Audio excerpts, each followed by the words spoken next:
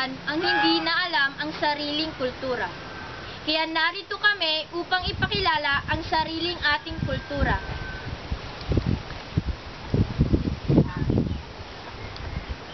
Bag nga aldaw kanyayo amin.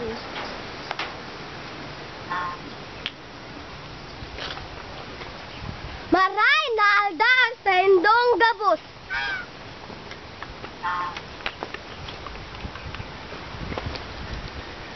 Naimbag nga aldaw kanyayo amin.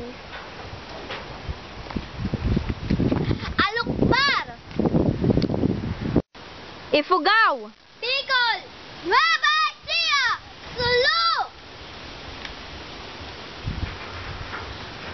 Kultura Pilipino, ating ipaglalim. ang Ifugao ay matatagpuan sa CAR ng Luzon. Ang Bicol naman ay matatagpuan sa Region 5 ng Luzon. Ang mga taga-Ifugao ay nagtatanim ng mga palay. Yon ang kanilang mga hanap buhay. Ang mga taga-Bicol naman ay marunong o laging nagluluto ng mga ginataang gulay tulad ng gabi, langka at kung ano-ano pa. Mahilig rin silang kumain ng maanghang na pagkain. Ang mga taga-Ifugao ay nagtatanim ng mga palay.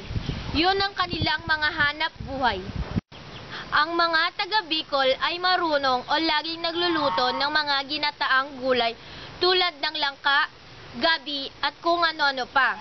Mahilig rin silang kumain ng maanghang na pagkain. Ang mga taga-Sulu naman ay ang hanap buhay nila ay pangingisda.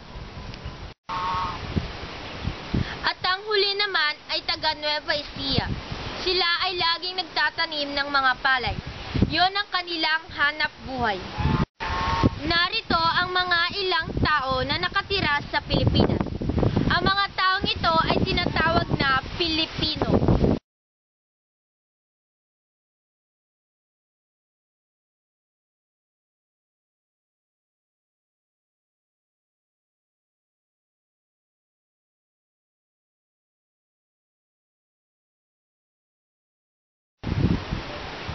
Kung ang mga ibang bansa ay mayroong magagandang tanawin, siyempre ang mga Pilipinas ay mayroon din.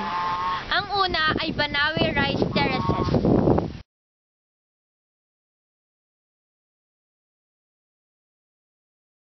Mayon Volcano.